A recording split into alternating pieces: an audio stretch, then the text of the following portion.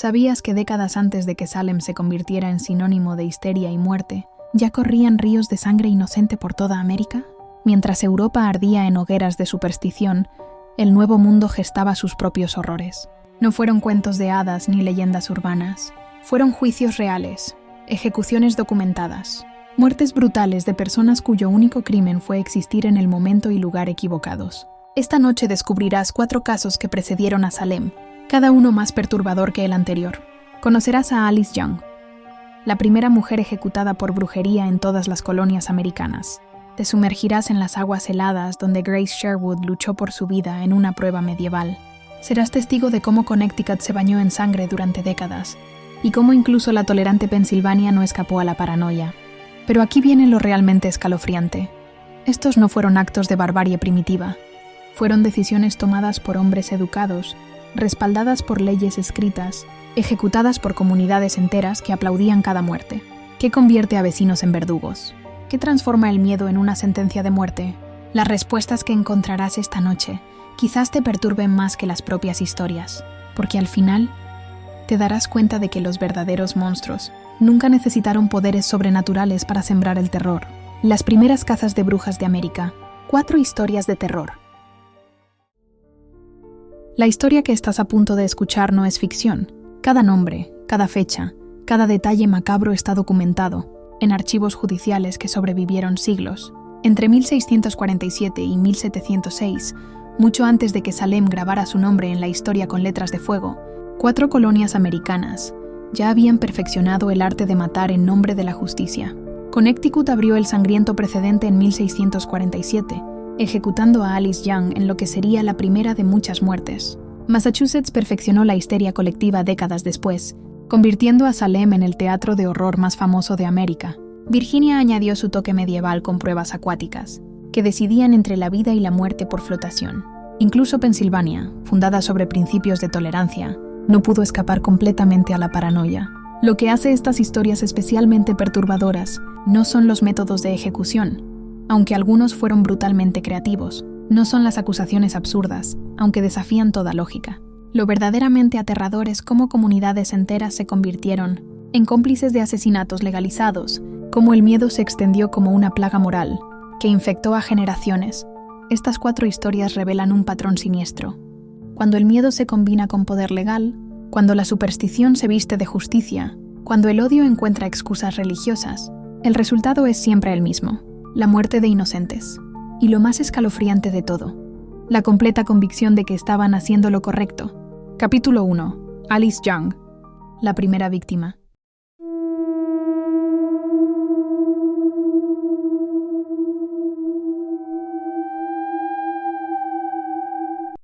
Windsor, Connecticut, 1647. La influenza devastaba la pequeña comunidad colonial como una maldición bíblica. Las familias enterraban a sus niños mientras los supervivientes buscaban desesperadamente una explicación, una razón para tanto sufrimiento. En esos días oscuros, cuando la medicina consistía en oraciones y sangrías, la respuesta llegó en forma de susurros venenosos y dedos acusadores. Alice Young había llegado de Londres apenas 7 años antes, buscando como tantos otros una nueva vida en el Nuevo Mundo. Casada con John Young, madre de al menos un niño, que había sobrevivido milagrosamente a la epidemia, Alice no tenía idea de que su buena fortuna se convertiría en su sentencia de muerte. En una comunidad donde la muerte de 4 niños en una casa vecina era vista como castigo divino, que el hijo de Alice siguiera respirando parecía sospechosamente antinatural. Los rumores comenzaron como siempre. Conversaciones susurradas en los mercados, miradas furtivas durante los servicios religiosos, comentarios aparentemente inocentes sobre la extraña suerte de cierta familia. Alice Young, la mujer que había llegado de tierras extranjeras, que hablaba con acento diferente, que practicaba costumbres ligeramente distintas, se convirtió gradualmente en el centro de todas las sospechas. Cuando los niños morían y el suyo vivía, cuando las cosechas fallaban y la suya prosperaba, cuando los animales enfermaban y los suyos permanecían sanos, cada coincidencia se acumulaba como evidencia de pactos demoníacos. El 26 de mayo de 1647, Alice Young subió al cadalso en Hartford, convirtiéndose en la primera persona ejecutada por brujería en todas las colonias americanas. No existen registros detallados de su juicio, solo el escueto apunte en el diario de Matthew Grant. Alice Young was hanged. 3 palabras que marcaron el inicio de una era de terror, que se extendería por décadas. No hubo testigos que reportaran sus últimas palabras. No quedaron registros de sus súplicas de inocencia. No sobrevivió ningún testimonio de su familia destrozada. Solo el silencio mortal que siguió al crujir de la soga. Pero la muerte de Alice Young no trajo paz a Windsor. Al contrario, como si hubiera abierto las compuertas del infierno, las acusaciones se multiplicaron. Su ejecución estableció un precedente legal y moral que otras colonias seguirían con entusiasmo creciente. Connecticut había demostrado que matar brujas no solo era posible, sino necesario para la salvación de la comunidad. El Nuevo Mundo había encontrado una nueva forma de purificación, y la sangre de Alice Young fue solo la primera gota de un torrente que no pararía durante décadas. La ironía final es que Alice Young, cuyo nombre aparece en apenas 3 líneas de documentos históricos, se convirtió involuntariamente en la pionera de una tradición de muerte que definiría el carácter de América colonial. Su hijo, el niño cuya supervivencia había sellado el destino de su madre, creció en un mundo donde el miedo había triunfado sobre la razón, donde la paranoia se había convertido en ley, donde ser diferente significaba estar marcado para morir. Cada vez que una mujer era acusada en las décadas siguientes, cada vez que una soga se tensaba alrededor de un cuello inocente, cada vez que una comunidad aplaudía otra ejecución, el fantasma de Alice Young observaba desde las sombras. Ella había sido la primera, pero definitivamente no sería la última. Connecticut había descubierto el poder adictivo de la sangre derramada en nombre de Dios.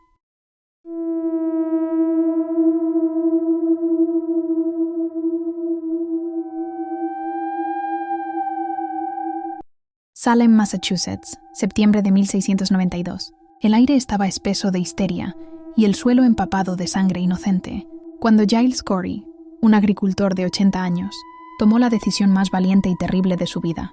Negándose a participar en la farsa judicial que había devorado a 19 personas, Corey eligió el silencio.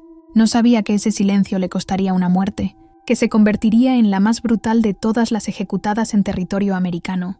La pesadilla había comenzado meses antes, cuando las hijas de Samuel Parris comenzaron a manifestar comportamientos extraños. Convulsiones inexplicables, gritos desgarradores, contorsiones que parecían desafiar la anatomía humana, pero lo que había empezado como una preocupación médica se transformó rápidamente en histeria colectiva, cuando las niñas comenzaron a señalar culpables. Sus dedos acusadores no discriminaban entre pobres y ricos, marginados y respetables. El miedo había encontrado su voz y esa voz exigía sangre. Giles Corey había vivido lo suficiente para entender las dinámicas del poder y la supervivencia. Había visto cómo las acusaciones seguían patrones predecibles. Primero las marginadas, luego las prósperas, finalmente cualquiera que cuestionara el proceso. Cuando su propia esposa Martha fue acusada, Giles comprendió que él también estaba marcado. Las niñas afligidas habían desarrollado un gusto por la destrucción que solo podía saciarse con más muerte, y la riqueza de los Corey los convertía en objetivos irresistibles. El 19 de septiembre, cuando llevaron a Giles al campo junto al cementerio, el anciano sabía exactamente lo que le esperaba: la peine forte et dure, una tortura medieval, que consistía en colocar progresivamente más peso sobre el pecho del acusado hasta que accediera a declararse culpable o inocente o muriera en el intento. Corey eligió morir antes que legitimar con su participación, un sistema judicial que había perdido toda conexión con la justicia. Su silencio era su última forma de resistencia, su negativa final a ser parte de la masacre. Las piedras comenzaron ligeras, 50 libras, luego 100, después 200. Los espectadores, esa mezcla grotesca de curiosos y fanáticos, que siempre se reúne para presenciar la destrucción humana, esperaban que Corey pidiera clemencia en cualquier momento, pero el viejo agricultor había encontrado en su agonía una fortaleza que desafió todas las expectativas. Durante 2 días completos, mientras sus costillas se fracturaban y sus pulmones luchaban por expandirse, Giles Corey mantuvo su silencio mortal. Las últimas palabras registradas de Giles Corey fueron "more weight", más peso. Enfrentado a la muerte más lenta y dolorosa imaginable, el anciano eligió acelerar su propio fin, antes que ceder a la locura colectiva. Su lengua se hinchó tanto que el sheriff tuvo que empujarla de vuelta a su boca con su bastón. Sus ojos se llenaron de sangre, su respiración se convirtió en un gemido constante, pero su voluntad permaneció inquebrantable hasta el último suspiro. La muerte de Giles Corey marcó el principio del fin para Salem. Su martirio había demostrado de manera innegable la barbarie del sistema, la ausencia total de justicia en los procedimientos, la transformación completa de una comunidad cristiana en una multitud sedienta de sangre. 3 días después, Martha Corey fue ejecutada, pero ya era demasiado tarde. El ejemplo de su esposo había plantado semillas de duda que crecerían hasta ahogar la histeria en su propia vergüenza. Hoy, más de 3 siglos después, el fantasma de Giles Corey sigue siendo el recordatorio más poderoso de lo que ocurre cuando el miedo reemplaza a la razón, cuando la supervivencia requiere la destrucción de la humanidad. Su muerte bajo las piedras no fue solo el asesinato de un hombre inocente, sino el aplastamiento físico de todo lo que hace humana a una sociedad civilizada.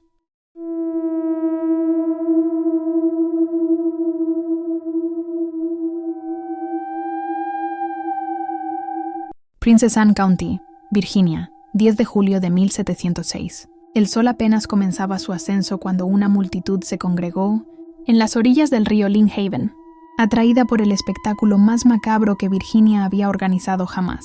Grace Sherwood, una viuda de 46 años, madre de 3 hijos, partera y curandera respetada, estaba a punto de someterse a una prueba, que no se practicaba en Europa desde hacía décadas: el juicio por agua, donde la supervivencia significaba culpabilidad y la muerte, inocencia. Los problemas de Grace habían comenzado años antes, cuando sus habilidades como curandera y su independencia como mujer soltera la convirtieron en objeto de susurros maliciosos. En una sociedad donde las mujeres debían ser sumisas y dependientes, Grace Sherwood representaba una anomalía peligrosa.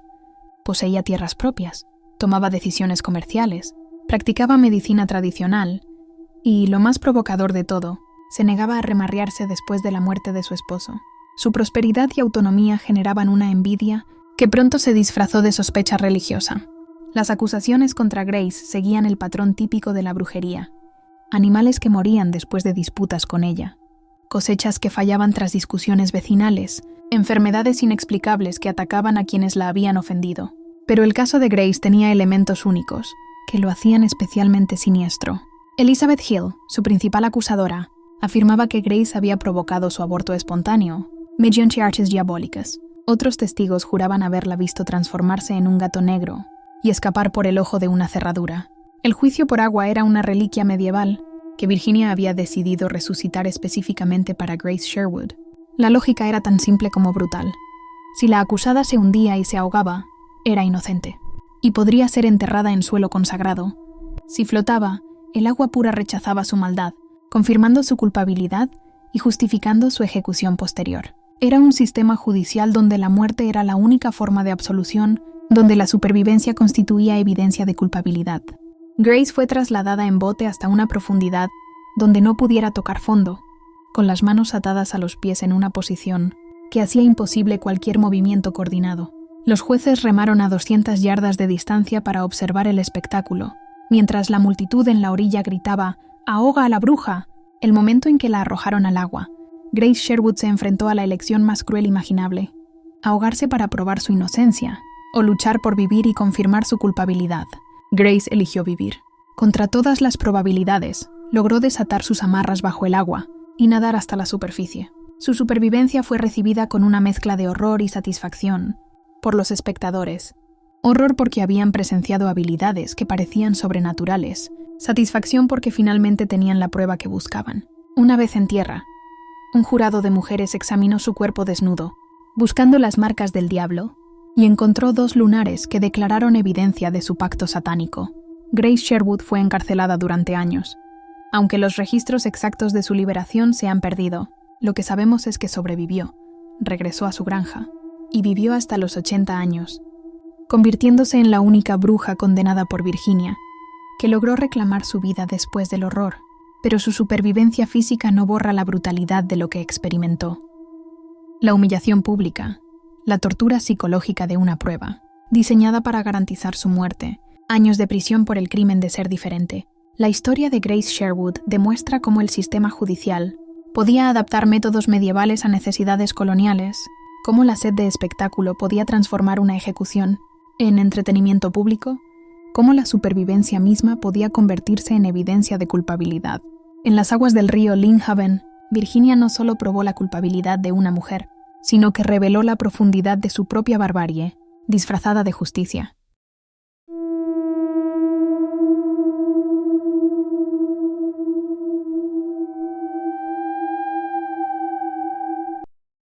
Filadelfia, Pensilvania, 27 de febrero de 1683. En una sala donde William Penn, el fundador cuáquero de la colonia, presidía personalmente el juicio, Margaret Matson se enfrentaba a acusaciones que podrían haberle costado la vida en cualquier otra jurisdicción americana.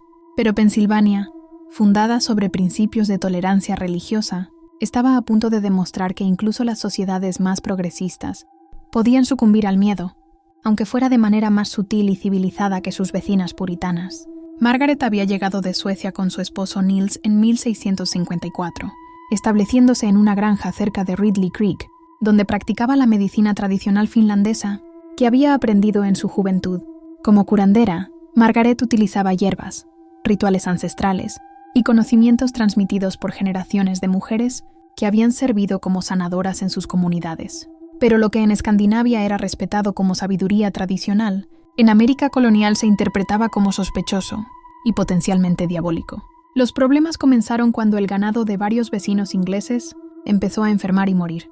En una sociedad agrícola donde la supervivencia dependía del ganado, estas pérdidas representaban catástrofes económicas que demandaban explicaciones y, preferiblemente, culpables. Margaret, la extranjera que hablaba poco inglés, que practicaba rituales extraños y que había sido vista hirviendo carne en un gran caldero mientras pronunciaba extrañas incantaciones, se convirtió en el chivo expiatorio perfecto para las frustraciones y pérdidas de la comunidad. Las acusaciones contra Margaret incluían el asesoramiento de hechizos que habían matado cerdos, la transformación nocturna en un gato negro para atormentar a sus vecinos y la práctica de rituales que involucraban corazones de ternera extraídos mediante brujería. Pero quizás lo más perturbador era que incluso su propia nuera había testificado contra ella, alegando que Margaret había admitido abiertamente ser una bruja y haber vendido ganado porque su madre lo había embrujado. El juicio de Margaret Matson fue único en la historia americana de brujería, porque William Penn intentó mantener estándares de evidencia más rigurosos que otras colonias. Penn interrogó personalmente a Margaret, preguntándole directamente si era una bruja. Su respuesta, traducida del sueco, fue un rotundo no.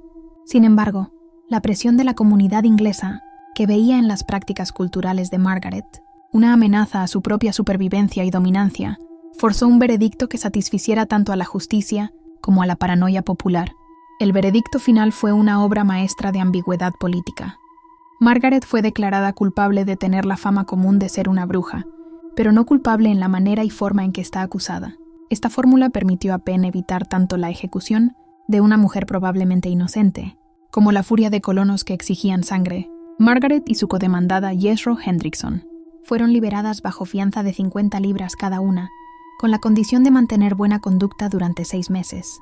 La clemencia relativa mostrada hacia Margaret Matson no debe interpretarse como evidencia de una sociedad más civilizada, sino como demostración de cómo el prejuicio puede adaptarse a diferentes marcos legales sin perder su esencia destructiva. Margaret fue obligada a vender su propiedad y abandonar la comunidad que había sido su hogar durante décadas. Su conocimiento médico, que podría haber salvado vidas, fue declarado peligroso y diabólico. Su identidad cultural fue criminalizada y su supervivencia económica destruida. El caso de Margaret Matson revela cómo la brujería servía como herramienta de control social que trascendía las diferencias religiosas entre colonias. Ya fuera en la Pensilvania cuáquera o en la Massachusetts puritana, las mujeres que poseían conocimiento, independencia o diferencias culturales enfrentaban la misma hostilidad fundamental. La forma podía variar, ejecución versus exilio, hoguera versus humillación, pero el resultado era idéntico: la destrucción sistemática de cualquier mujer que desafiara las normas establecidas.